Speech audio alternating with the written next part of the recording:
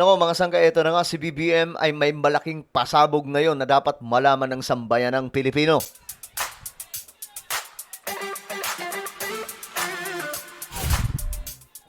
Okay, magandang pag-usapan to ngayon mga sangkay kasi meron pong inilabas no na malaking pasabog si PBBM. At ngayon, papanoorin po natin, titingnan po natin ito. Anyway, bago tayo magtuloy-tuloy sa mga hindi po dyan nakakapag-subscribe, tayo po ay malapit na makarating sa 2 million subscribers. Kaya naman kung ikaw ay hindi pa po nakakapag-subscribe, makikita nyo po yung subscribe button ngayon sa baba ng video na to. I-click nyo lamang po yung subscribe, i-click ang bell, at i-click nyo po yung all. Sa mga nanonood po sa Facebook, i-follow nyo po yung ating Facebook page. Okay, mga sangkay, diretso po tayo. Ito po kasi yung pasabog ni PBBM ngayon.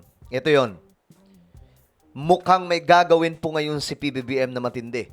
Ngayon, dito niya po inilabas sa isang podcast. Panoorin po natin. We'd like to thank President Marcos for giving us the opportunity and the privilege to have him as a guest here in the sit-down of Manila Bulletin.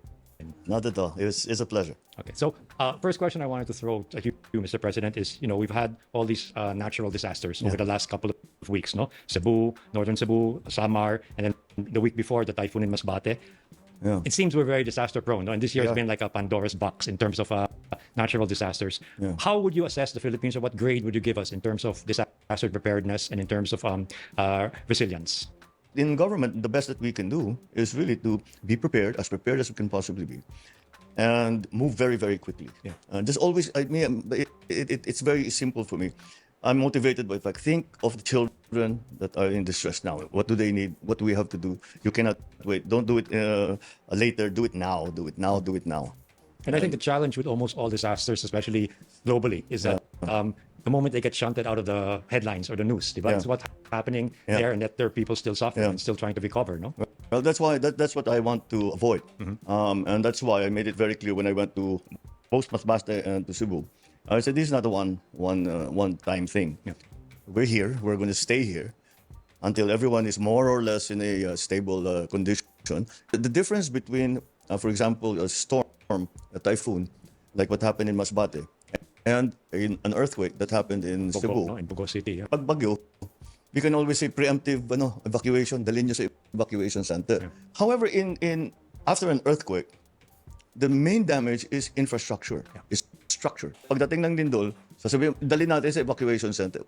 Hindi tayo nakakasiguro sa evacuation center. Oh. We have to get the engineers to come in, to inspect and see. And as a natural reaction, the people do not want to be Yeah. in concrete buildings. Yeah. Baka mag-aftershock. So natatakot sila. So they prefer to stay out.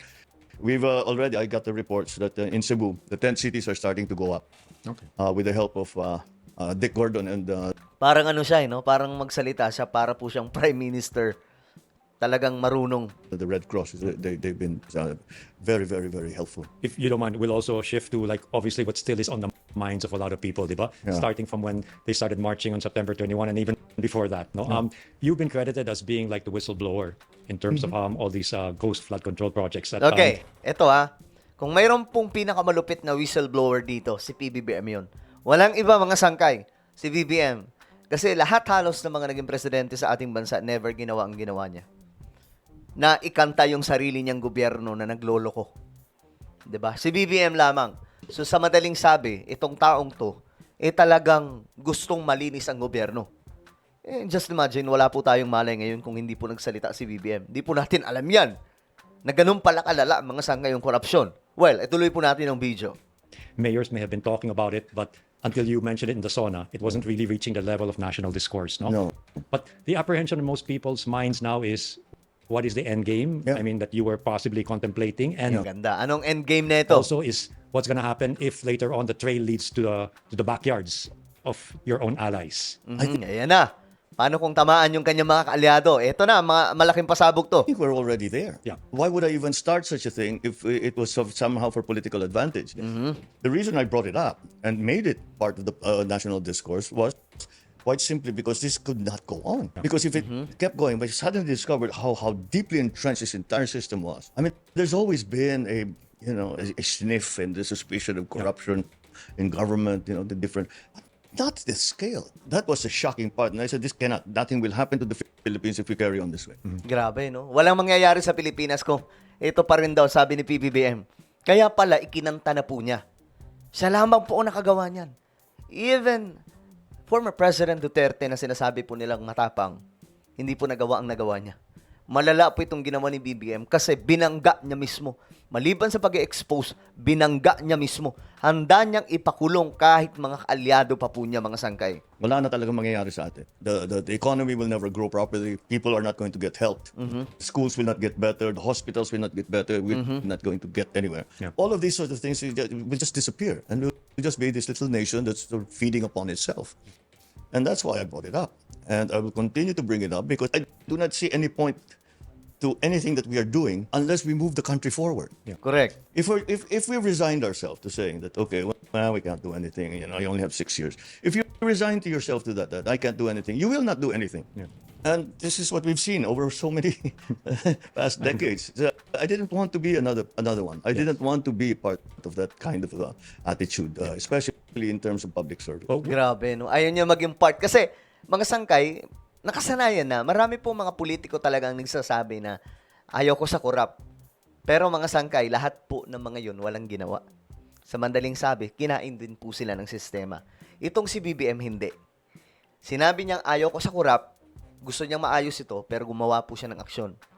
Kita nyo ngayon, may mga investigasyon. Kita nyo, mga sangkay, may mga pinuntahan po siya ng mga substandard ng mga projects. And that is the first time na nakita ko, mga sangkay, yung ganong klaseng leadership. Wala po akong nakitang ibang ganong klaseng leader na pupunta, mag-i-inspeksyon sa isang ghost project. Itong tao lang na to, mga sangkay. So, ganyan po kalalim yung frustration niya na matapos na itong sindikato sa loob ng gobyerno na matagal na pong nagnanakaw ng kaperahan ng taong bayan.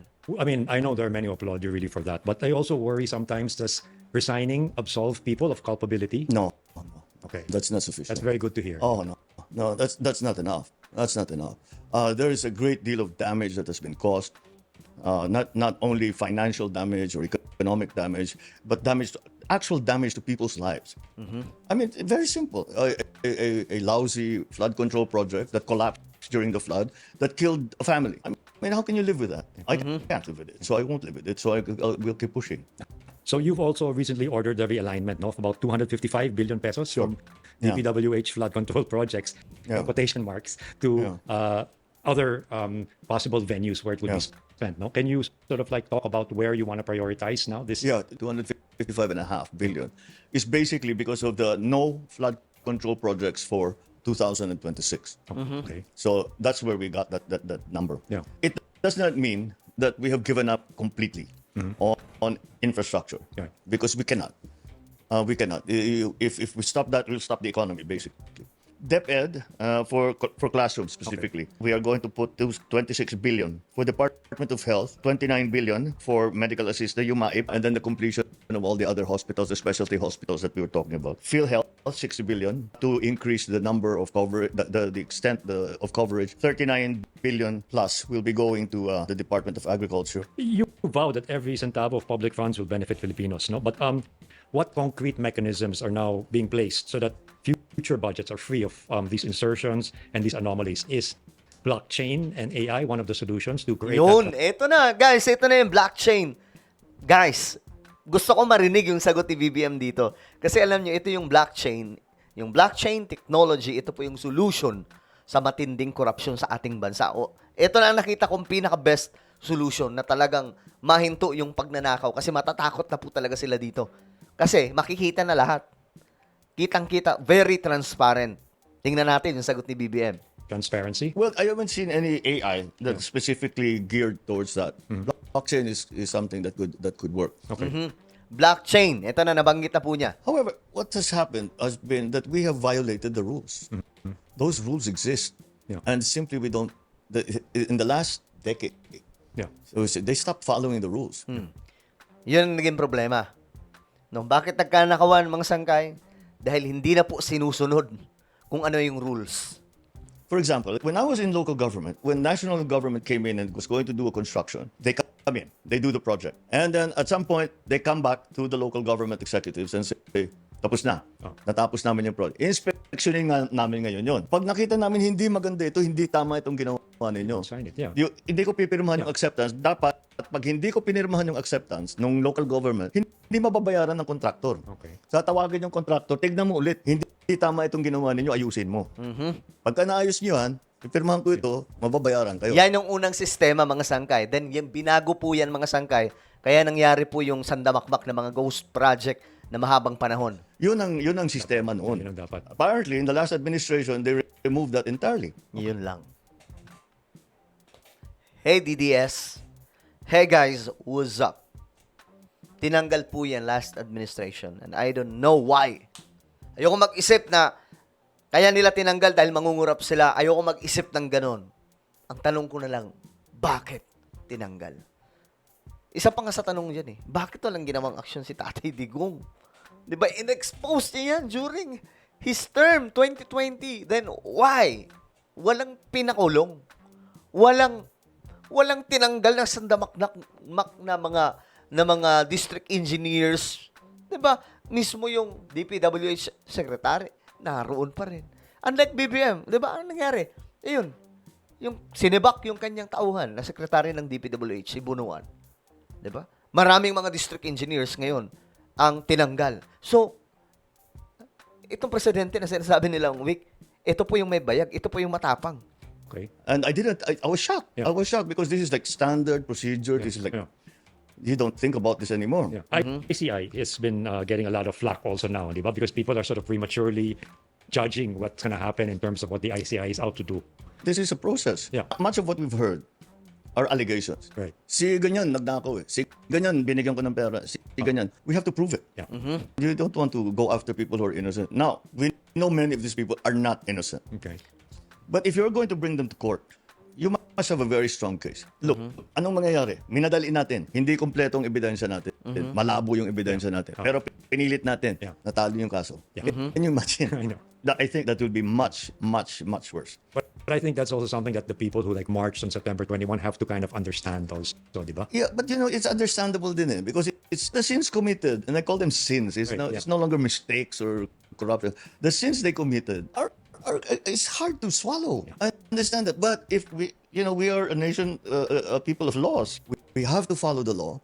Otherwise, whatever we do is not legitimate. May ikulong mo yan. O, sasabihin, hindi wala ka namang ebidensya, wala ka namang ipinakita, hindi mo sinagat yung ganito, hindi mo sinagat. We have to be thorough also if we're actually going to punish these people.